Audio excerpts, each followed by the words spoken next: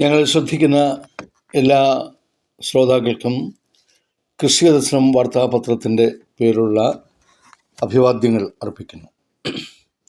എല്ലാ മാസവും 13-ാം തീയതി പുറത്തിറക്കുന്ന ഒരു ലഘു സന്ദേശം ഈ മാസവും നിങ്ങളുടെ അടുക്കിലെത്തിക്കാനായിട്ട് കഴിഞ്ഞതിൽ ഉള്ള ചാരിതാർത്ഥ്യം പ്രാരംഭമായി അറിയിക്കുന്നു.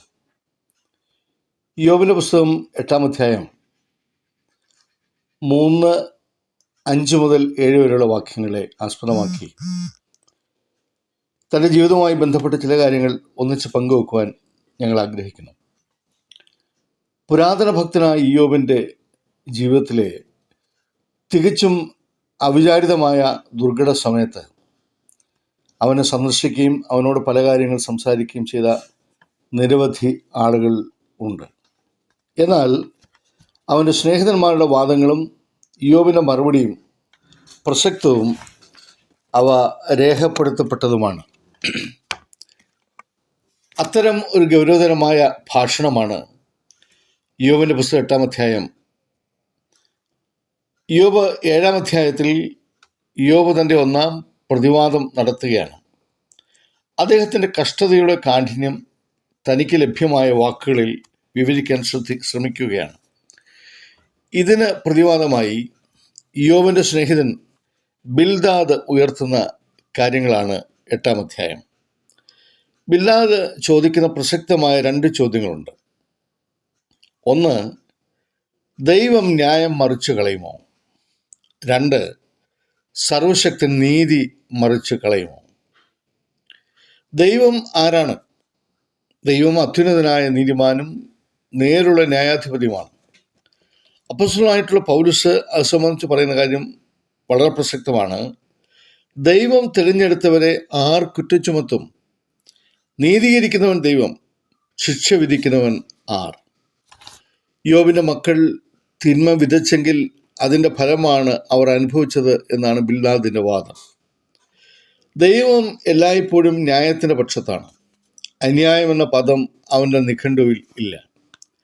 ആ ദൈവത്തിന് ഇയ്യോബിനോട് ഒരിക്കലും അന്യായം പ്രവർത്തിക്കാൻ കഴിയുകയില്ല. ദൈവം തിരഞ്ഞെടുത്തവനും ദൈവത്താൽ അനുഗ്രഹീതമായ സാക്ഷ്യം പ്രാപിച്ചവനുമാണ് ഇയ്യോബ്. ഇയ്യോബിൻ്റെ പുസ്തകം 1-ാം അധ്യായം 1-ാം വാക്യം അത് വെളിപ്പെടുത്തുന്നു. മാത്രമല്ല, തൻ്റെ മക്കൾ ഏതെങ്കിലും നിലയിലുള്ള പാപത്തിൽ അകപ്പെടുമോ എന്ന് ഭയന്ന് നന്നാ രാവിലെ എഴുന്നേറ്റ് ഓരോരുത്തർക്കും വേണ്ടി എല്ലായ്പ്പോഴും അവൻ ഹോമയാഗം കഴിക്കുമായിരുന്നു. ഇങ്ങനെയൊക്കെ ചെയ്ത ഇയ്യോബിനോട് എന്തുകൊണ്ടാണ് ദൈവം ക്ഷമിക്കാത്തത്? ഈ ലോകത്തിൻ്റെ പ്രഭുവായ സാത്താൻ അഥവാ അപവാദിയായ ഒരു പരീക്ഷകനാണ്. അവൻ്റെ ദൗത്യം ദൈവമക്കളുടെ പിന്നാലെ കൂടി അവരെ പാപത്തിൽ വീഴ്ത്തുക എന്നതാണ്. ദൈവപുത്രന്മാരുടെ കൂടെ സാത്താനും ദൈവസന്നിധിയിൽ നിൽക്കാൻ ചെന്നു. അതിൻ്റെ അർത്ഥം സാത്താൻ സ്വർഗത്തിൽ ദൈവത്തിൻ്റെ അടുക്കൽ ചെന്നു എന്നല്ല. അവന് സ്വർഗത്തിൽ പ്രവേശിക്കാൻ കഴിയില്ല. കാരണം അവിടുന്ന് അവനെ തള്ളിയിട്ടതാണ്. പിന്നെ എന്തായിരിക്കും? ദൈവമക്കൾ പ്രാർത്ഥിക്കാനായി എത്തുന്ന ആരാധനാലയങ്ങളിൽ സാത്താനും എത്തി. പരാതി പറഞ്ഞതാവാം. ഇയ്യോബിൻ്റെ ദൈവവിശ്വാസത്തിൽ കൃത്യമായ വിശ്വാസമുണ്ടായിരുന്ന സർവജ്ഞാനിയായ ദൈവം അല്പസമയത്തേക്ക് പരീക്ഷണത്തിനായി സാത്താൻ്റെ കയ്യിൽ ഏൽപ്പിക്കപ്പെടുകയാണ്. ദൈവത്തെ ലോകം കാണുന്ന വിധം ബന്ധങ്ങളിൽ സമ്പത്തിനും ആരോഗ്യത്തിനും ആർഭാടത്തിനുമുള്ള പ്രാധാന്യം ഈ സംഭവം ബോധ്യപ്പെടുത്താനായിട്ട് കഴിഞ്ഞു. സ്നേഹിതന്മാരെ ഇയ്യോബ് വിളിക്കുന്ന പേര് വ്യസനിപ്പിക്കുന്ന ആശ്വാസകർ എന്നാണ്. ഭാര്യയെ അവൻ സംബോധന ചെയ്യുന്നത് പൊട്ടി എന്നാണ്. തനിക്ക് ദൈവം ദാനം ചെയ്ത ഭാര്യ പലതും പറഞ്ഞു. പക്ഷേ ദൈവത്തെ തള്ളിപ്പറയാൻ പറഞ്ഞത് ഇയ്യോബിനെ അക്ഷരാർത്ഥത്തിൽ ക്ഷുഭിതനാക്കി. തന്മൂലമാണ് തൻ്റെ സഹധർമ്മിണിയോട് അങ്ങനെ പറയാൻ ഇടയായത്. ഇയ്യോബിൻ്റെ ജീവിതത്തിൽ സംഭവിച്ചതെല്ലാം ദൈവം അനുവദിച്ചിട്ടാണ്. അഥവാ മാനുഷികമായ നിലയിൽ ഒരു വ്യക്തിക്കും കുടുംബത്തിനും അഭിമുഖീകരിക്കാൻ തികച്ചും കഴിയാത്ത കാര്യങ്ങൾ സംഭവിച്ചു. പക്ഷേ അവയിലൊന്നും ഇയ്യോബ് ദൈവത്തോട് പാപം ചെയ്തില്ല. ദൈവം അനുവദിച്ച അഭിമുഖീകരിക്കുന്ന പരീക്ഷണങ്ങളിൽ ദൈവത്തോട് പാപം ചെയ്യാതെ നമ്മെ സൂക്ഷിക്കുവാൻ ശക്തനാണ് നമ്മുടെ കർത്താവ്. പക്ഷേ വിശുദ്ധനും നീതിമാനുമായി ജീവിച്ച ഇയ്യോബിന് ഇങ്ങനെയൊക്കെ സംഭവിച്ചപ്പോൾ തൻ്റെ രണ്ടാം പ്രതിവാദത്തിൽ ഇയ്യോബ് വളരെ പ്രസക്തമായ ഒരു ചോദ്യം ചോദിക്കുകയാണ്. അത് ഇയ്യോബിൻ്റെ പുസ്തകം 8-ാം അധ്യായം 2-ാം വാക്യത്തിൽ നാം കാണും. ദൈവം മുൻപാകെ മനുഷ്യൻ നീതീകരിക്കപ്പെടുമോ? ബൈബിളിൽ വെളിപ്പെടുത്തുന്ന പുരാതന ഭക്തനാണ് ഇയ്യോബ് എന്ന് നാം മുമ്പ് പറഞ്ഞു.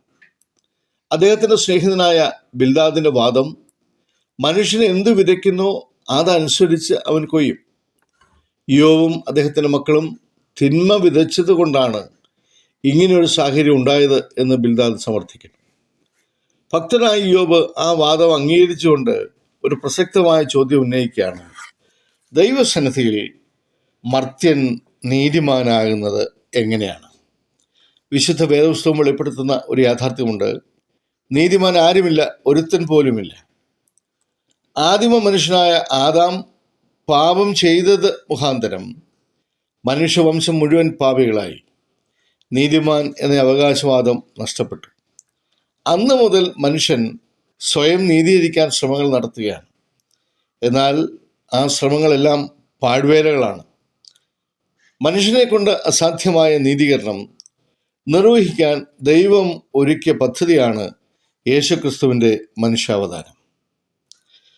യേശുവിൻ്റെ മനുഷ്യാവതാരം മുഖാന്തരം നീതീകരണത്തിന് ഒരു വിശ്വാസ മാർഗം ഒരുങ്ങി. കർമ്മം ആവശ്യമില്ല, കാരണം പാപപരിഹാര കർമ്മം യേശുക്രിസ്തു കാൽവരിയുടെ ക്രൂശിൽ നിർവഹിച്ചു. അതായത് മനുഷ്യൻ്റെ നീതീകരണത്തിന് തടസ്സമായി നിന്നിരുന്ന പാപം, അതിൻ്റെ ഫലം മരണം അഥവാ നരകം യേശുക്രിസ്തു ഏറ്റെടുത്തു. കാൽവരിയിലെ ക്രൂശ് മരണത്തിലൂടെ അതിൻ്റെ വില അഥവാ ശമ്പളം തൻ്റെ ജീവൻ നൽകുന്നതിലൂടെ നടപ്പിലാക്കി. ആ ക്രൂശ് മരണം എൻ്റെ പാപത്തിന് വേണ്ടിയാണ് എന്ന് ഞാൻ വിശ്വസിക്കുമ്പോൾ എനിക്ക് പാപക്ഷമം ലഭിക്കുകയും ഞാൻ നീതീകരിക്കപ്പെടുകയും ചെയ്യും. നീതീകരണത്തിൻ്റെ നായകൻ ദൈവമാണ്. റോമാലേഖനം 3-ാം അധ്യായത്തിൽ 30-ാം വാക്യം അത് പറയുന്നു. നീതീകരണത്തിൻ്റെ ഏക അടിസ്ഥാനം ദൈവകൃപയാണ്.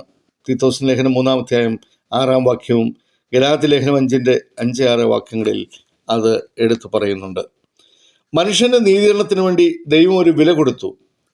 അത് ക്രിസ്തുവിൻ്റെ രക്തമാണ്. റോമാലേഖനം 3-ാം അധ്യായം 24-ാം വാക്യവും 5-ാം അധ്യായത്തിൻ്റെ 9-ാം വാക്യം.